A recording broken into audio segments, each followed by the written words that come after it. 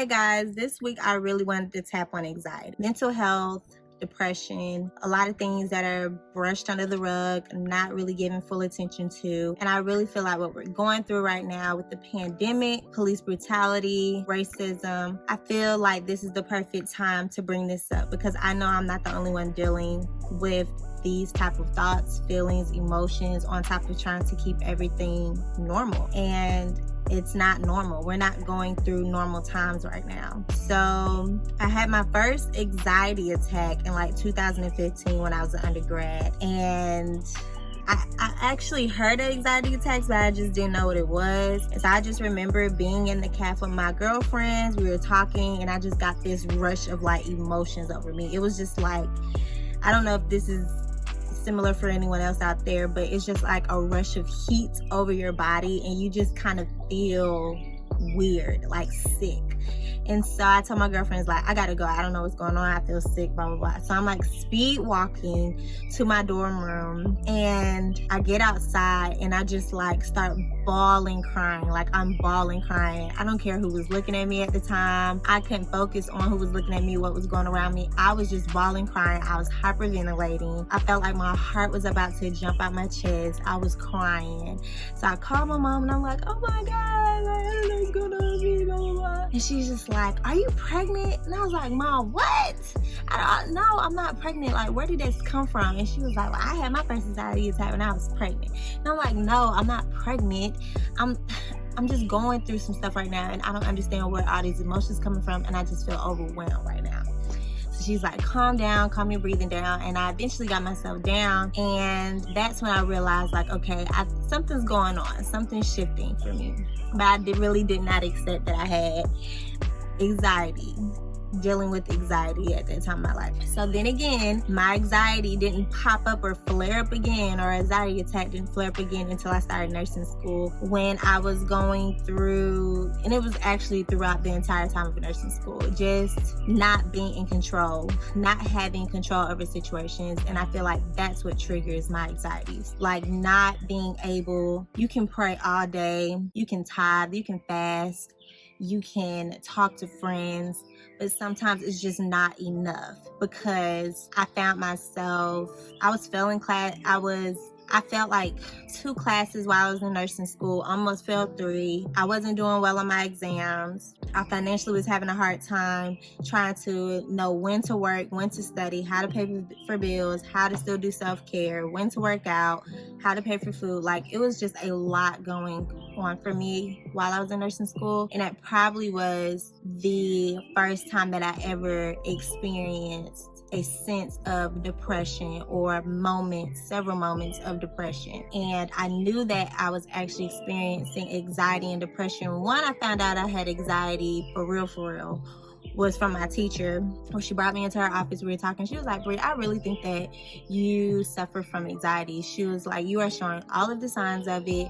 Have you ever thought about going to therapy or something for it? And I was just like, no, I'm just, in my head, I didn't have the insurance at the time to go to therapy without having to pay out of pocket. So I just kind of like brushed it off. And I wish I didn't because I actually struggled through nursing school just from having test anxiety to anxiety with life. And I was also going through moments of depression because I was in a state by myself, no friends and family there with me. And like I said, financially just struggling. Finances was unstable. I couldn't work like I wanted to. I just felt alone, even though I really wasn't alone because I had like a good amount of friends in Birmingham and I had friends and family at home, but I felt like I was alone. I felt like I was going through it alone. And so in saying all of that, I just realized that even recently, as an adult, I'm living with anxiety, even after nursing school. And I've realized that this is just something that I am gonna have to just learn to live with, but also have to learn how to manage. And I had to find ways to manage it. For example, social media.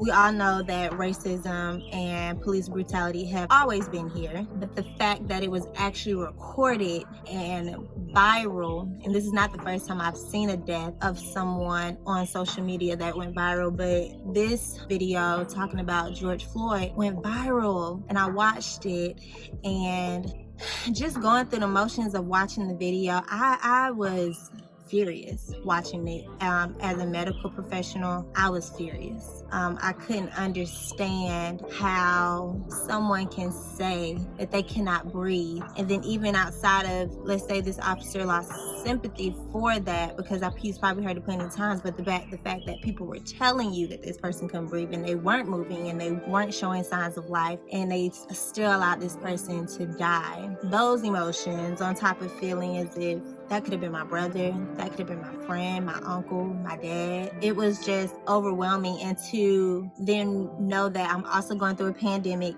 as a nurse and working with different patients and trying to find my own rhythm in the hospital, those are not normal bases. So going through a pandemic on top of witnessing someone's death and wanting to do something about it, just passionate about it, but then also like a sense of being scared and nervous and having anxiety because you know your brothers are at risk for what happened to George Floyd. Every single day they're driving, they're 16 and 19 years old, so they go out with their friends, they do things, and they could be put in the same exact situation. And so those thoughts, being on social media consistently really heightened my anxiety. I literally could feel a shift in my emotions.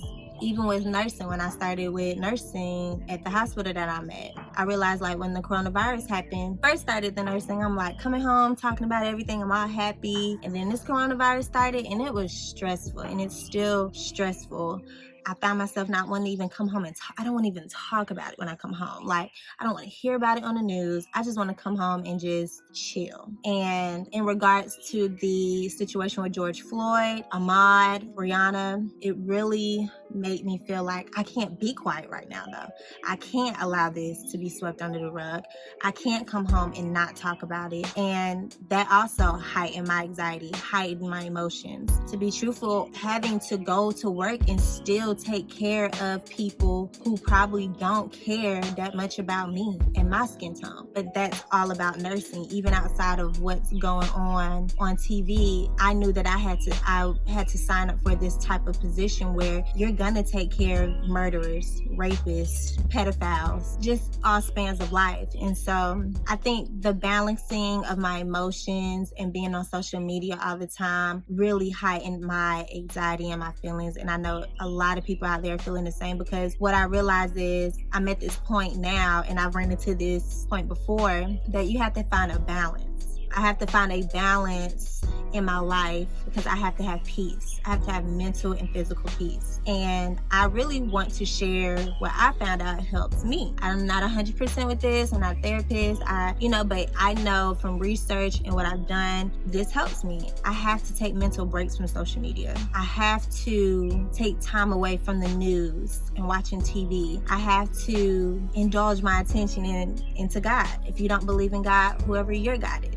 I had to work out, exercise, hydrate more. I'm really a big advocate on therapy, because that's another thing within my community that I've realized that we kind of sweep under the rug as well. And therapy is very important. And I'm also going to put a link below about some affordable, I'm in Atlanta, but affordable therapists. And I think this link, if I'm correct, allows you to find affordable therapists in any state, because therapy is real. Therapy, just because you go to therapy does not mean you're crazy. It does not mean you don't have a grasp on life. Sometimes it's important just to go talk to someone. They even have spiritual advisors on there as well, where you can talk to someone who doesn't know you from a can of paint and give you advice and other ways to view situations so that you are not always anxious and worried. And right now we're in a state where the uncontrollable is happening, but that's life in general. So we have to get a grasp on this. And so just to restate what I'm saying,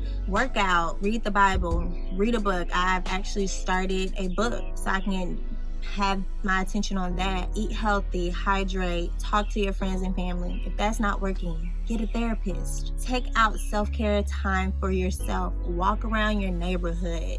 Get off of social media, okay? So I just wanted to express that. I wanted to say that mental health is real. We are all going through emotions right now. Don't ever feel like, even outside of anxiety and depression, if you are diagnosed with a mental illness, it is okay take your medicines, help balance your peace in your mind with what you're going through, because everything that's going on in the world right now could really just sweep us up in a whirlwind and spit us out.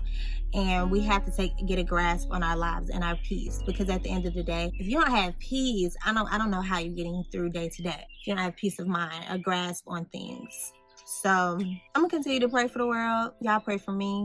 We're gonna make it through this year. It's actually almost over. It's going by really fast. And take your mental health seriously. I'll take mine seriously and find ways, even outside of what I said today. You can comment below, share this video, and comment like things that you may do that I didn't mention, so that we can all just get a grasp on our mental health. Mental health and mental care is self-care. So let me know, guys. I hope I wasn't rambling. We're gonna make it. I will see you in my next video.